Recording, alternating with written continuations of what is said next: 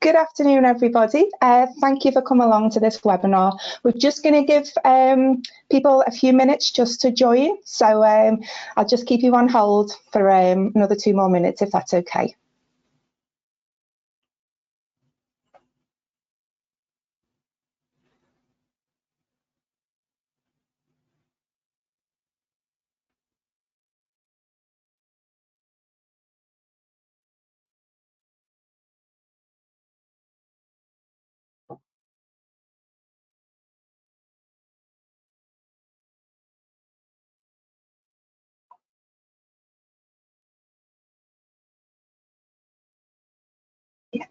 I can see the numbers going up, so I do know it takes a bit of time sometimes to get onto the system. So for those that have just joined recently, I'm just going to keep people on hold for another minute or so, just so that we can allow people to join the call.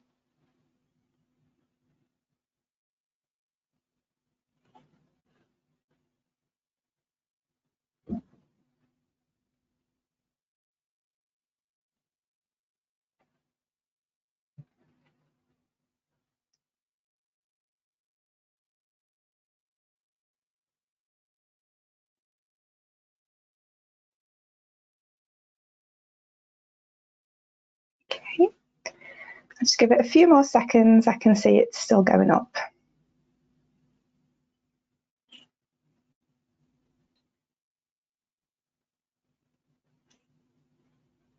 Okay, right, well, we're on 2 minutes past now, so I'll make a start. So again, good afternoon, everybody, and thank you for coming along to our market update webinar today. So my name is Diane Spencer, and I'm part of the energy specialist team, and I'm joined by my colleague Nicola from our trading team. So I'm just going to leave this slide up for a few minutes because I know some people do have some issues with their audio. So there is some instructions on the screen now for what you can do to change your settings. So if you are having any technical issues, you can dial in and you can get the audio over the phone. The telephone number is on the invite that was shared with you, so please use that. We will, at the end of the call, have time for some questions, so please use the questions function to submit these, and my colleague Lauren will pick up these questions when they come in. So we'll collect them during the session, and then myself, Lauren, or our trading team can answer them questions. So the session is being recorded today, so if you do need to dial off for any reason or you have any technical issues, we will distribute a copy of the recorded to all customers that have registered. It is likely to be in another few weeks, so please bear with us. We do ask as well that when you get this, that you don't share it outside of your organisation. It's just for customers who are on contract with CCS. So if we look at the agenda today, right, we can see that Nicola, she'll talk through our market update. So we're going to be looking at what's happened in the last 6 months since we had the last update, what's happening now, and the short to mid-term outlook. And then what we'll do is we'll end up some questions at the end. So I'll hand you over to Nicola, so she'll be able to talk you through the market updates. Thanks very much, Diane, and hi everybody.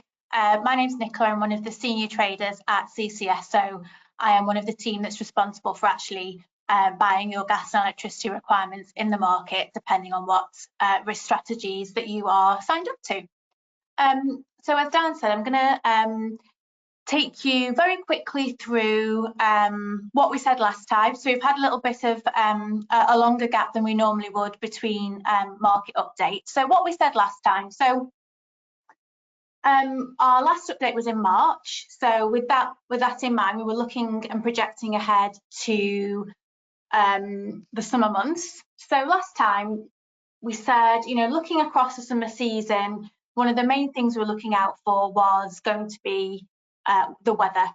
And some of over the past few years, actually, we've seen some of the hottest temperatures ever.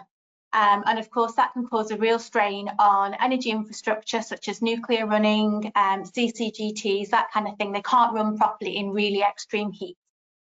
So, you know, would we have a summer again like that? We've also been helped out in the past couple of years by plenty of LNG coming into Europe. So, you know, would that still be the case, and would that help with our refilling of gas storages as we go into the summer? and that's a normal summer activity that happens, refilling of gas storages. And then looking ahead to the end of the year as well, we still had an eye on what was happening at the end of this year with the upcoming end to the transit agreement between Russia and Ukraine, excuse me, and what impact that might have on the market. So before we go into sort of what's actually transpired, let's just have a quick look at a price snapshot. So if you would mind moving to the next slide, please, Lauren.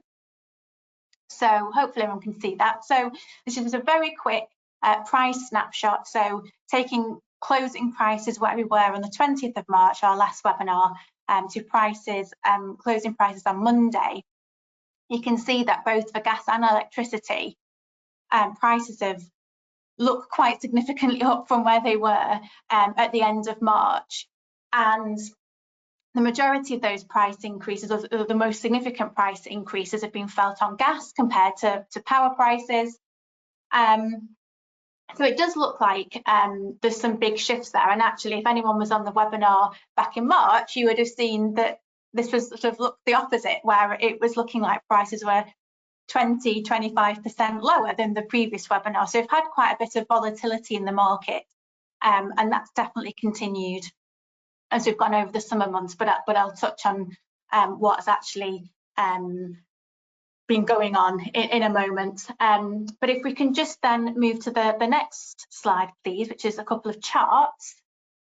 Let's try and visualize things in a little bit of a different way. So if we look at these two charts here, these are looking at how prices have moved over the last 3 years and having a longer comparison.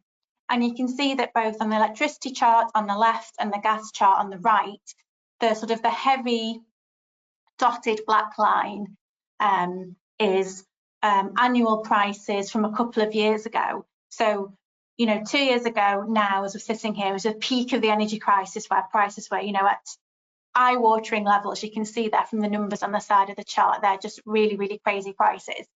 And so compared to where we were 2 years ago, prices are much, much flatter.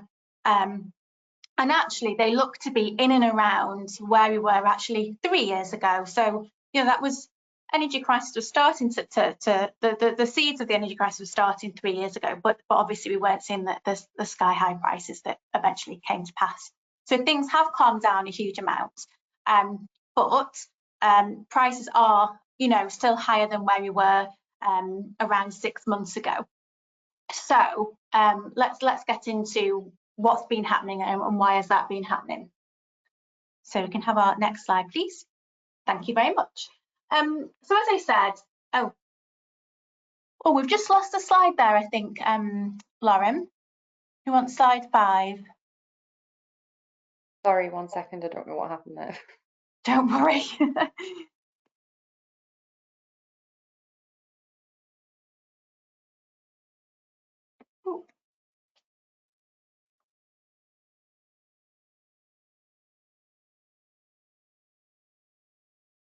I'm not sure what that was.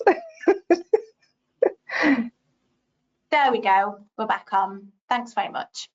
So, as I said, so at the time of the last webinar in March, prices were not quite at the lowest that they had been, but they were certainly sort of in and around the lowest that we'd seen really in about 2.5 years.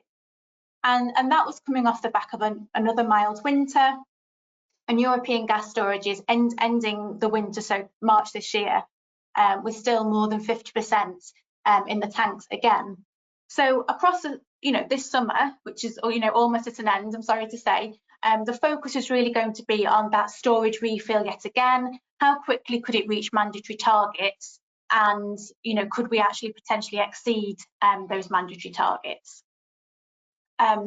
So while storage refill has of course been important, actually what I want to go on to talk about, Leslie, is geopolitical concerns. And as I said there in the little circle, geopolitical news and movements has really kind of dominated the last 6 months. That has been both the ongoing war between Russia and Ukraine, to some extent what's been happening in the Middle East and the knock-on effects, how that would be felt in Europe, But actually, you know, the fundamental picture has been pretty comfortable for the most part. So it really is these geopolitical machinations that's been in the driving seat and contributing to those price rises that we saw in the previous table. So if we have a look at supply and demand, first of all, as I said, fundamentals wise, things have been pretty stable over the summer so far. So if we look at demand at home and in Europe, you know, demand has continued to be below sort of 5-year averages. And, you know, we have seen demand pick up a little bit. So at times it's been above this time sort of 2023, but overall things are still sitting behind that 5-year average. We've seen some further build out of renewable infrastructure, and that's definitely helped in the sense that renewables helping to take away some of the demand that might otherwise have been there from gas for power generation. But we're also still really seeing some structural losses, you know, lower industrial demand, and that demand just hasn't returned either, you know, after COVID, but also from the peak of the energy crisis 2 years ago. So on the demand side of things, UK demand has actually been supported over the summer to an extent through the UK exporting gas to our neighbours. And I think we just saw, you know, the UK had a pretty comfortable lease system, and so the price differential between our gas price, so NBP gas prices, and the European benchmark gas price, which is called TTF, that's the Dutch market, and that spread between those between our two markets was as wide as about 20 pence per therm at one point in early August. And so that price differential, which means, you know, our gas price was lower than the European prices, just meant that, you know, there was that demand from Europe to buy gas from us and for us to export it to the continent. And that spread of 20p pence per therm was the lowest actually we've seen for the whole of 2024. And as I said, really helped to incentivise those cross-border flows. We've also seen that solar and wind output has continued to be fairly strong. Sort of looking across the summer months, we've seen above normal generation for the most part, and also sort of above last year as well. So we always like to sort of compare what is the 5-year average along with what was it doing this time last year. And we have definitely seen some particularly windy periods, particularly in April and then in August. And I'm sure, you know, if September continues as it started, we'll see a high wind output in September too. I'm sure it's not escaped anybody's notice that it's not actually been a very warm summer in the UK. Yes, we have had pockets of warmer days, but we sort of haven't had that consistent warm weather over, you know, weeks and potentially the months of the months that make up the summer.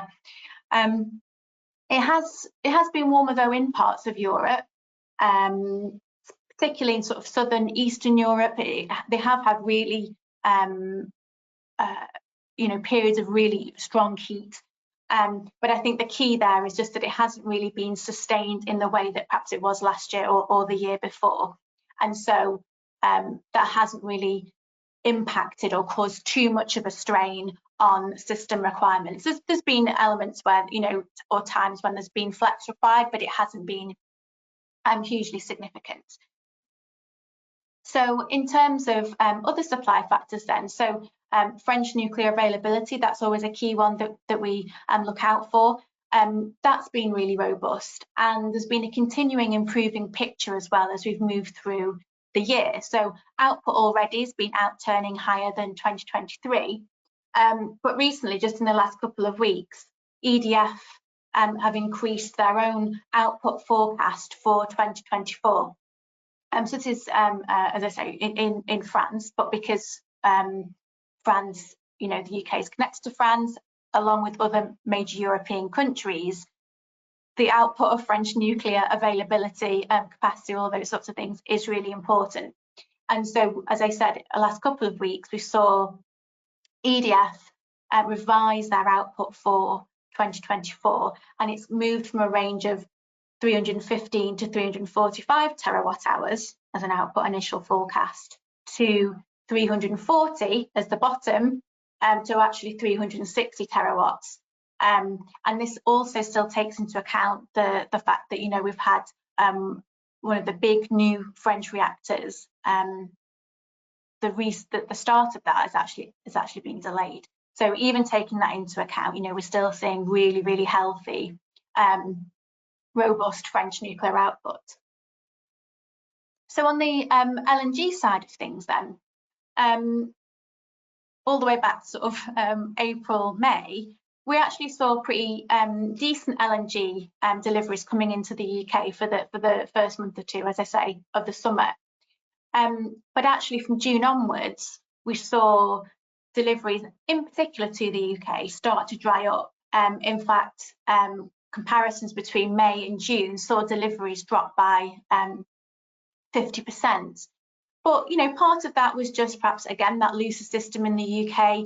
LNG storage at the end of May was already at 90%. So there was just really that less demand coming from the UK to incentivise LNG continuing to come to our shores in the quantities that it had been doing. Also, Freeport, so that's an LNG terminal in the US. It's one of the largest LNG terminals. Continues to be beset by niggles, and is always seemingly to be constantly having one issue or another. So again, sort of end of May time, it was still operating below 80%. And then as we headed into late June, early July, we saw Freeport preemptively shut down ahead of the large tropical storm moving into Hurricane Beryl, which swept across the Caribbean at first and then into the southern US states, so Texas. So this happens with lots of key energy infrastructure. Often it shuts down preemptively when there's bad weather on its way. That happened to Freeport. But actually, the fact that it just took that little bit longer to come back online, to fully come back online, compared to market expectations, also just helped to make the market a little bit more uncertain, a little bit more nervous. Also on the LNG front, we've seen that, you know, as well as the slowdown in deliveries to the UK and into Europe to some extent, part of that was also the rise of Asian LNG prices. So in Asia, their benchmark LNG price is called JKM. And I'm sorry to say that Asia did see more hotter sustained weather than perhaps parts of Europe did. So the weather in China, parts of China, South Korea and Japan, which are all big LNG consuming nations, they were experiencing hotter weather. And so perhaps slightly more demand from Asia meant Asian prices, this JKM price, benchmark contract price, was increasing, actually topping $14 per MMBTU at one point, which is a pretty high price. So that kind of just increased that competition between Asia and Europe in terms of, you know, where the LNG, that floating LNG was going to go. So more of it heading to Asian markets. There's also been some delays to upcoming LNG projects as well. So regular webinar attendees will know that sort of from 2025 into 2026, globally there's expected to be more LNG available. But obviously that depends on everything coming online as expected. And a little while ago, it was announced that Golden Pass, which is a new LNG facility in the US, was actually coming up against some difficulties from not being able to get enough specialist workers to actually some of its funding and backers actually declaring bankruptcy. So as a result of this, LNG Golden Pass is now looking to be delayed, or there's just that uncertainty around it. I think at this moment in time, it is still saying it is expecting to come online later this year. but also in the last week or so, we've seen the company that owns Golden Pass apply to the US government for an extension out until 2029, which they've sort of suggested is just to allow for contingency if anything does go wrong. But obviously, it does then leave a big question mark as to whether things will come online as predicted. And with anything like this, with big infrastructure projects, if deadlines obviously get pushed back or there's uncertainties, it just then perhaps feeds into gas and power prices a little bit further out. On the positive side, though, from LNG projects, the other big US LNG project that is due to come online is called Plaquemines. I hope I'm pronouncing that correctly, everyone. That's based in the southern US states as well.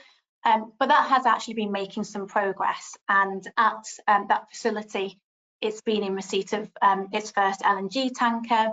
It's starting to sort of get ready to become operational. So that one does look like it will come online and become fully operational later this year. So lastly, on the supply side of things, can't but not touch on Norway.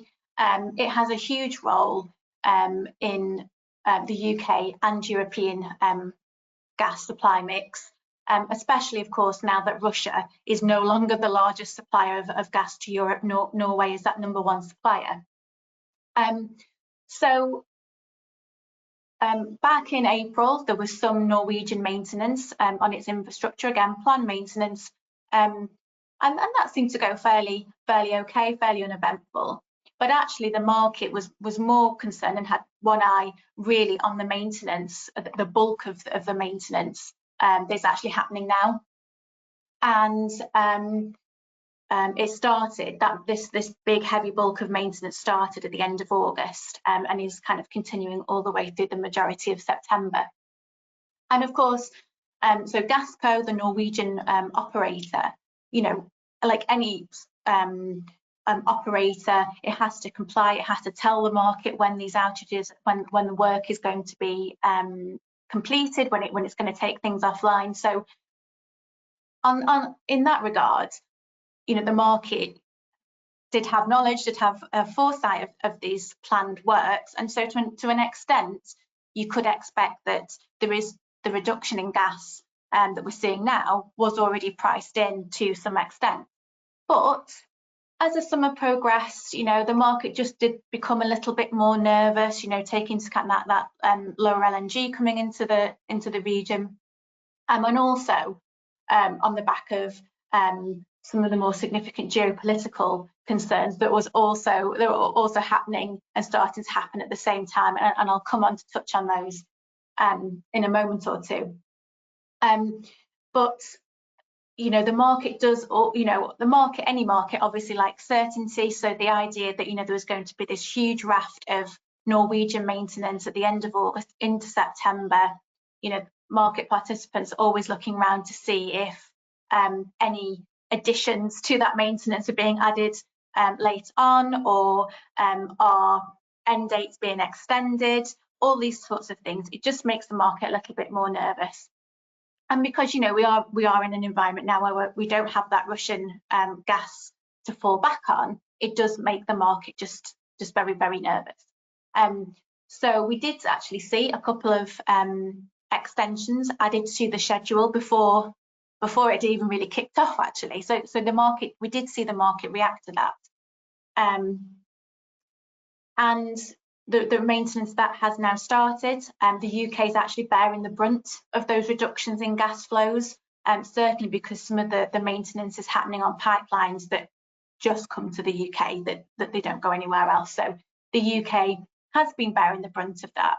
But actually, you know, given the relatively loose fundamentals that I touched on earlier, you know, we're still seeing demand lower than normal. We're seeing pretty decent renewable output, and the UK has been coping fairly well with these reductions to our usual Norwegian flows that we'd see.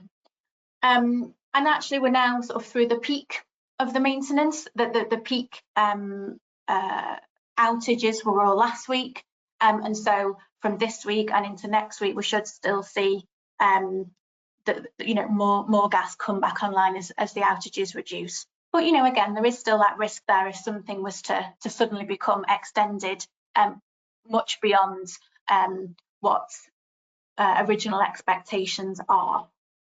So one for us in the market, obviously continue watching closely to see if there are any last minute changes there. So this week, I touched on earlier gas storage. We always talk about gas storage, but we're really focused on gas storage across Europe. The UK's own facilities are really quite small by comparison. So the real driver of price from a storage perspective is what's happening across Europe. And as things stand at the moment, gas storage across Europe is now at 93% full. So that means that Europe's already met its mandatory target of 90% by the 1st of November, a good 2 months ahead of schedule. But I suppose the question that's lingering on traders' mind or on the market's mind is whether we can get to virtually 100% or tank top by that 1st of November deadline. We certainly managed to get there last year. But I think, across the summer months, we've seen these increased geopolitical uncertainties, fewer LNG cargoes, rising LNG prices. We started to see refill into these European gas storage facilities slow down a little bit. But the positive side is we've already got to that mandatory target, but we have seen some slowing down of that refill. So there is just that question mark as to whether 100% or thereabouts can actually be achieved. Is that realistic? And I think while there were expectations that we would get there, albeit maybe a little bit later than we did last year, I think maybe it is the jury's still definitely out on whether we will get to 100% before the 1st of November. So I started the presentation by talking about geopolitical concerns and why they were so important this summer. So let's actually talk about them. So at the start of the summer, so back late March, start of April, the market was sort of having to digest the potential impact of target attacks by Russia on Ukrainian gas storage infrastructure. And again, as we've touched on probably in previous webinars, Ukraine holds really vast amounts of gas storage facilities and capacities. And they've been making a concerted effort over the last year or so to sort of woo market participants to inject more gas into Ukrainian storage to say that, we're a safe bet essentially, because the majority of the gas storage that's located in Ukraine is actually located towards the western part of the country, which borders Europe, whereas the ongoing fighting that we've seen over the last 2 years has been really focused in the eastern part of Ukraine that borders Russia. So on that basis, Ukraine has been saying, our infrastructure is safe, wanting participants to use these vast underground storages. And so these targeted attacks by Russia on such a key part of infrastructure obviously did worry the market. And while actually, as it's turned out, there hasn't really been any significant long-term damage to that gas infrastructure, it's continued to operate as normal. It probably has, just put off market participants from perhaps injecting as much into Ukrainian storage as perhaps Ukrainian network operator would have liked. So that sort of initial worries did sort of seem to subside, and actually more sort of the middle of the summer, the market was really turning its attention to the conflict in the Middle East. And I think that really did seem to have, for a short time at least, have a real outsized impact on European markets, more so than you would really think it should be doing. And I think that part of that was because fundamentals otherwise were relatively comfortable, and the market was kind of looking for something to jump onto as a driver.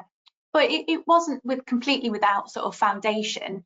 Obviously, we don't, from a European perspective and a UK perspective, we don't get any gas from that region, of course. But it was just the market being really worried about the conflict escalating and whether it could draw in other countries. So it, not just being focused between Gaza and Israel, but actually, would it draw in other countries? Would it draw in Lebanon? Would it draw in Jordan, Egypt, these other countries that are neighbouring the area? And also the knock-on effects that it would have to key shipping routes. We've already seen some impact with ships being targeted, routes, tankers going a long way around into Asia from America. So we have already seen some impact, but it was just, is that going to materially grow? Is that, going to really escalate further? And we have already seen some impact to this, not least because of the rerouting of LNG cargoes, as I just mentioned, but also because certainly from Egypt's point of view, which does border Israel, it does import gas from Israel. And so obviously if the fighting was to escalate, if energy infrastructure, for example, was to be targeted in that region, that could have a real direct impact on Egypt, for example, and cut off supplies. And Egypt's already going through its own energy crisis. So, just the market worrying about, is that another thing to have to add into the mix, essentially? And we've seen increased activity from Egypt in the LNG market, putting out multiple tenders for LNG to try and help combat this, this domestic energy crisis that it's having. And so, that's also contributed perhaps to the fewer cargoes coming into the UK, into Northwest Europe, because we've seen that increased activity from Egypt building as well. So, like I say, conflict in the Middle East, there is some material impact there. There is some reasons why, traders should be and market participants should be looking at it and understanding it. But lastly, before I move on to the main issue, is the market did sort of move away from what was happening in the Middle East, and focus more about what was happening close to home. So in the middle of the summer, a focus is really honing in on the end to the gas transit agreement between Russia and Ukraine. I think I mentioned that at the start as well. So been known for a long time, this agreement is coming to an end 31st December 2024. That's it, it was a 5-year agreement, it's coming to an end. But suddenly there was the threat of this gas flow stopping before the end of December, and this imminent threat to this remaining gas from Russia stopping. And firstly, that came about by a court case that was happening in Austria, and the market still doesn't really know the full details of this, because it was done under arbitration. It was done without public knowledge, but essentially a court ruling happened in Austria, which meant that OMV, their sort of operator, potentially would be forced to stop paying Gazprom for gas supplies, and Austria and neighbouring countries have still been significant recipients of Russian gas. So the potential that there was this court ruling that we didn't really know all the details about, that could actually mean that if OMV were to stop paying Gazprom, the likely expectation would be that Gazprom therefore would stop flowing gas, and if it's not going to receive money for that. That makes sense, I guess, doesn't it? But of course, this worried the market that suddenly there was going to be an earlier curtailment to these Russian flows than had already been anticipated. And because it was sort of shrouded in secrecy, it was very hard to understand what was happening, and naturally the impact of that was for gas prices to react and to increase, and then have knock-on effects obviously to electricity prices and wider markets as well. So there was a lot of uncertainty created by that. But then also on the same vein of this Russia-Ukraine transit agreement, at the start of August, Ukraine actually took Europe by surprise by making an incursion into Russia itself. And this incursion happened in the Kursk region of Russia, and this is the location. So it's just over the border into Russia. But this is the Kursk region, is the region where the last remaining flow of Russian gas through Ukraine happens. The Sudsa entry point. This is in this Kursk region in Russia, and so of course the market reacted very strongly on this news because of anticipating, well, you know, if there's fighting happening around this key piece of infrastructure, does that mean that these last remaining gas flows are suddenly going to come to an end, you know, before everyone is expecting? And so, of course, you know, this added a lot more volatility, injected a lot more volatility into prices, and we saw that sustained pretty much for the whole of August, actually. Prices, despite the chart at the very start of this presentation, prices actually have eased off a little bit, started to ease off a little bit in the last week or so, but certainly this surprise attack by Ukraine into Russian territory certainly has been very supportive of prices. And but as I say, prices have started to pare back some of those gains, and I think mainly because, you know, we've seen, as I say, gas storage reach 90%.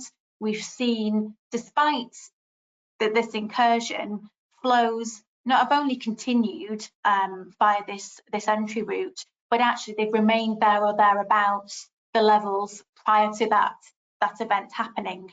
And so as you know, August has moved on and moved into September, the stability of those flows have just meant that perhaps market participants have eased back a little bit. However, that doesn't mean to say that risk doesn't still remain, but you know, as we get further and further towards the end of the year, when there is a natural end to this agreement, perhaps it just takes some of that risk and some of that nervousness out of the market that we saw certainly at the start of August anyway. So lots of geopolitical activity, but as I said, on the backdrop of relatively comfortable supply and demand fundamentals. So I'll wrap up then and just move on to the last slide, please, Lauren. So that's what's been sort of happening, very, very high level, what's been happening in the market over the last 6 months or so. But looking ahead then, what will we at CCS be looking out for? And I don't think it will be a surprise to anybody, but the top of that list, top priority is weather. What is the weather going to be like? And we've already seen over the summer, actually, a number of traders remark, you know, surely we can't have another mild winter, which seems a bit silly, doesn't it, really? But, you know, this sort of sentiment, these sorts of statements by sort of anonymous traders or market participants do actually have an impact on the market. You know, all of the price rise we saw over the summer were about the expectation, the worry about what might happen, rather than actually what is happening and the tangible fundamentals. So that is certainly reflective, I think, of what's on the back of traders' minds, that, you know, surely we can't be due another mild winter, surely it's got to be a little bit colder. And so, but, you know, of course we are still only sitting in the sort of second week of September. It is still really a little bit too early to have any kind of meaningful forecast of what the weather might be like across the whole of the winter season. But, you know, we do start thinking about it, and certainly if we have a cold start to October, for example, especially if, you know, we don't get to this 100% level of European storage, you know, that would certainly expect that to have an impact on the market. However, if we get into January, so if you move into Q1 2025, if we get into January and there's still, you know, plenty of gas in storage across Europe, the last couple of winters, I think we've got to January and storage has still been a sort of 80+%.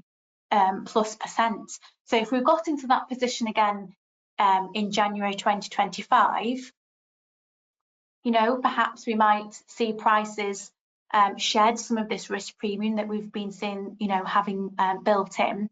Although it is worth noting that that transit agreement will have come to an end by then. So, you know, will that same bearish pressure come to bear, you know, even if we do still have plenty of gas in storage? You know, there's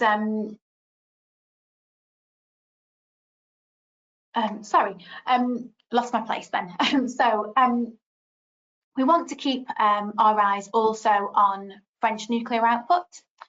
It's such a key driver of price, as I've mentioned previously, especially from the UK, because, you know, we do have multiple interconnectors with France. So while generation has been much better this year, and the recent uplift to forecasts is definitely welcome, the market will obviously be making sure and keeping their eyes on French nuclear output and making sure that you know, there aren't any unplanned issues or any unplanned delays which could impact on prices. So at the moment, I suppose the big question mark is when Flamanville 2, that's the new French nuclear reactor that's being built, when will that actually come online? When will we see that operational? So far, we just know it's autumn 2024. We don't really have a set date. Looking at the global LNG balance then for the next few months as well.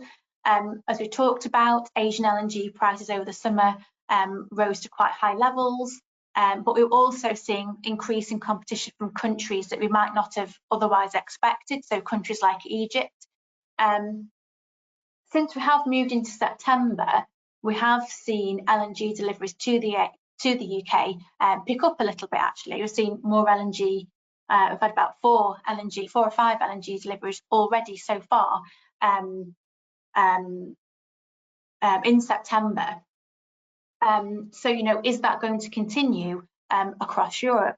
As ever, for us to be able to draw the LNG to the UK, you know, we are going to have to be price responsive to that if we were to need it.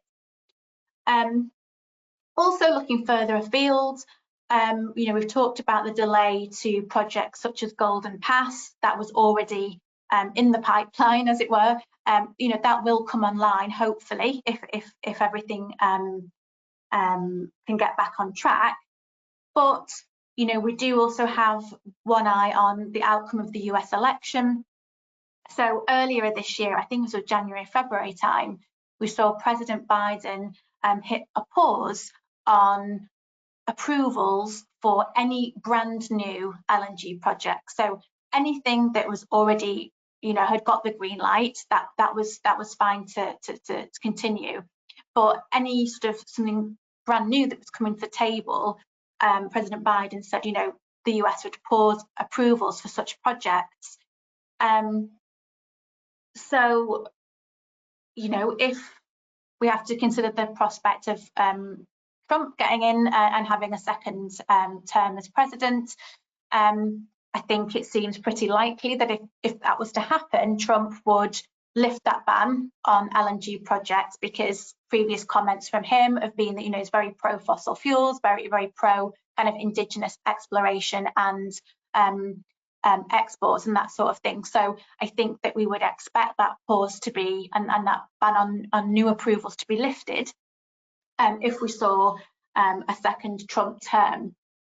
But as ever, you know, that uncertainty around new projects, you know, brand new projects, all of that just feeds into maybe prices a little bit further down the curve. So we're talking about prices for 2026 or further dated contracts. You know, all of that kind of uncertainty perhaps feeds into those contracts more than what's happening nearer term.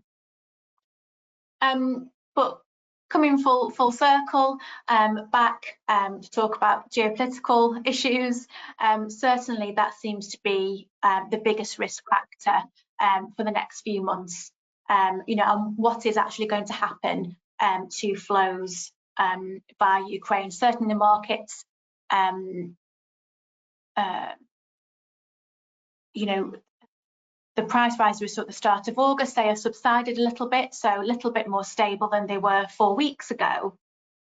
And earlier in the summer, you know, there were some assumptions that a solution would be found to the end of this transit agreement. The market was pretty confident of that, and then I think as the summer went on and Ukraine was pretty firm that they wouldn't be looking to renew the agreement or extend the agreement, you know, that's where, you know, we started to see markets react to that the prospect of that news and the fact that, you know, there wasn't going to be anything material. We have seen discussion around a potential solution which would involve gas being exported to Europe via, well, from Azerbaijan, but that would still involve some transit through Russia in order to get into Europe. So we've seen that talked about quite a fair bit, but there's nothing material on the cards as yet, and it does seem quite complicated. So in terms of sort of that the agreements with multiple counterparties, so can that actually come materially to the fore? Not sure on that at the moment. There are certainly thoughts that, you know, the remaining gas that is flowing through Ukraine at the moment, you know, it is quite small in comparison to where we were, you know, 2-3 years ago with the amount of Russian gas that was coming into Europe. So perhaps with the diversification that Europe's gone under in terms of trying to build out other infrastructure, actually, when this gas stops flowing at the end of the year, the impact could be relatively limited, or certainly more limited than it was 2 years ago.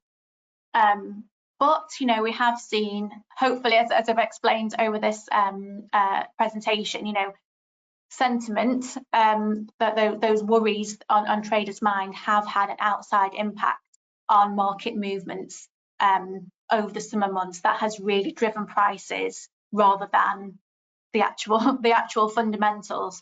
So, you know, it'll be interesting to see, you know, what actually wins out as we move into the winter period.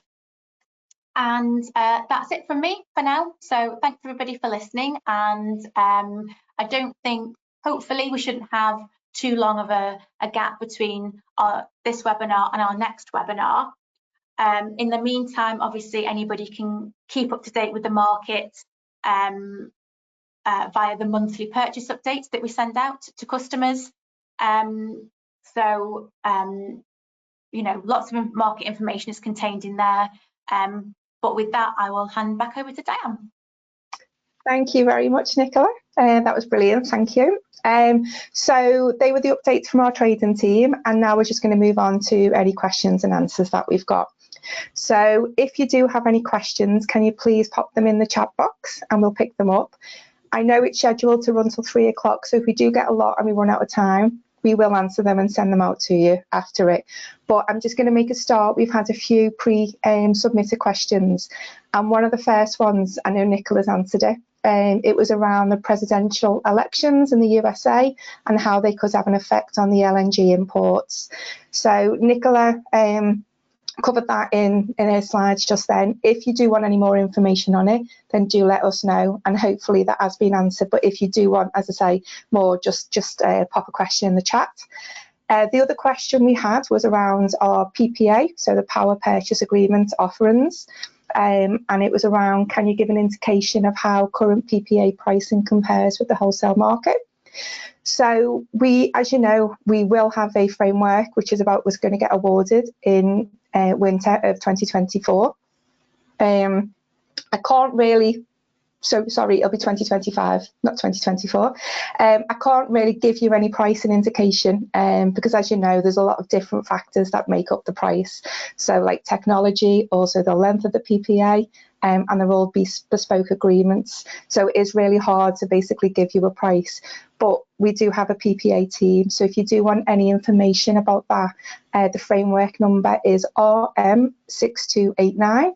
And if you send an email into info@crowncommercial.gov.uk and in the subject line put RM6289 PPA, and the team will be able to assist you on that.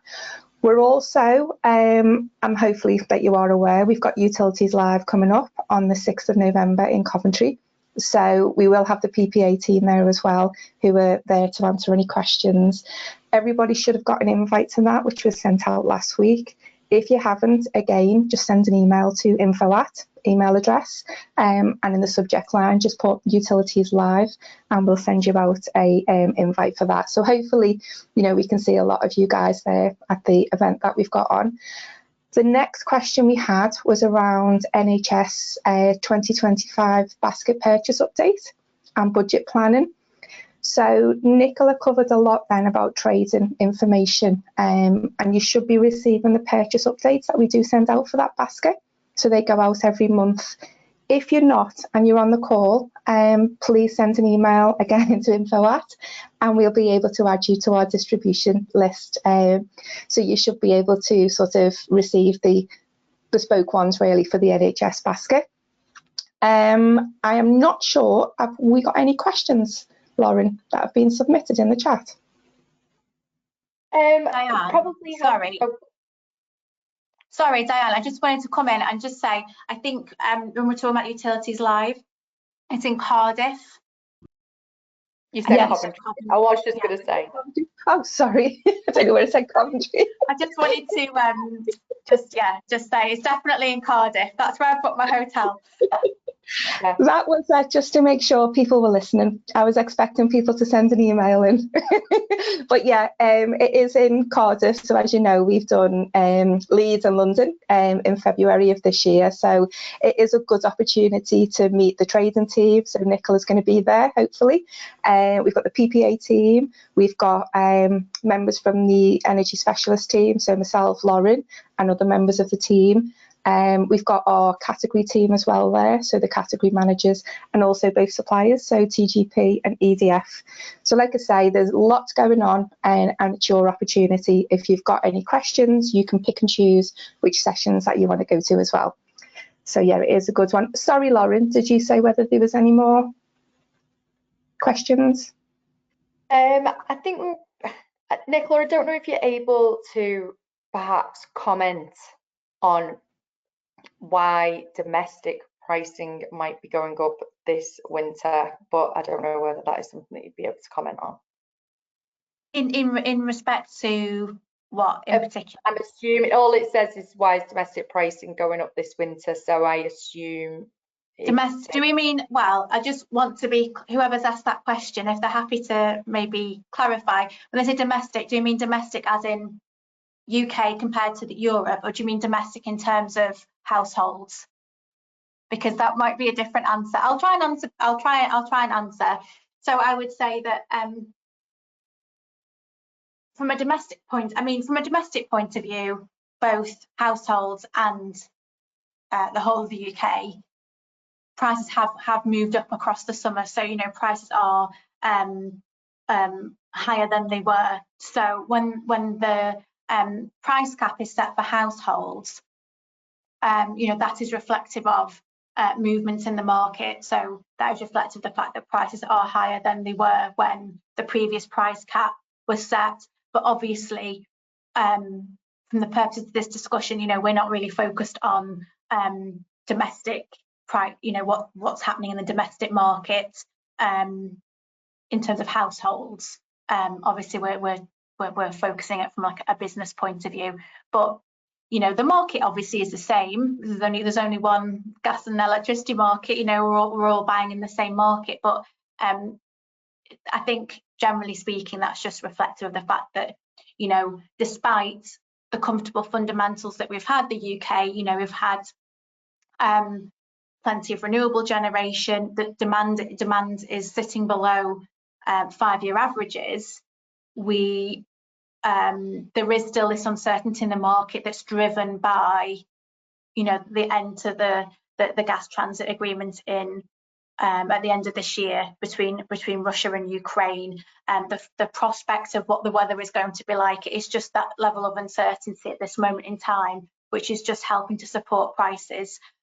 Whenever there's uncertainty, that is going to probably be more supportive to prices than it would be if, things are known. So I hope that answers the person's question. Yeah, thank you. And any more that have come in the meantime, we can just do that as follow-up after the call. There was one question that I can answer, which is whether the slides will be shared, and yes, they will. We'll process the recording and send that out with the slides within the next few weeks. Yeah, I've just got 2 updates which I'm going to share just in case people have missed them. So the first one, as you may be aware, we've had to pause the budget forecast, which we normally send out, and that is going to be round until about October time. We are experiencing some issues with the formulas, which has resulted in a small percentage of customers experiencing missing data. So we have made the decision just to pause them. So we are looking at our database. We are going to have to reload everything back into it. So as soon as we can get them back out to you, we will do. The next thing is the new Bureau framework. So that will be going live in October. So if you are searching for it, it's on our website under RM6305, and it's under the Liquid Fuels Agreement, and it's Lot 5. So again, please take a look at that, and if you do need any further information, you can contact info@, and we'll be able to pass that information to you. Like I said before, so we have got the event in Cardiff, not Coventry. So yeah, please come along to that if you can. If we've got no further questions, then I will draw this to a close because we did have it scheduled till 3 o'clock. So from myself and Nicola, I would just like to thank everybody for taking time out today, because I know everybody's really busy coming along to the webinar. And like I've said a few times, if you do need to contact the energy specialist team, please send an email into info@, or you've got the telephone number as well, which is 0345 410 2222. So thank you again for joining. I hope everyone has a good rest of the day, and it's not raining for too long. And hopefully, as Nicola said, we won't make it too long for the next one. So just look out for the energy newsletters and the invites for the next one. Thank you very much, everybody.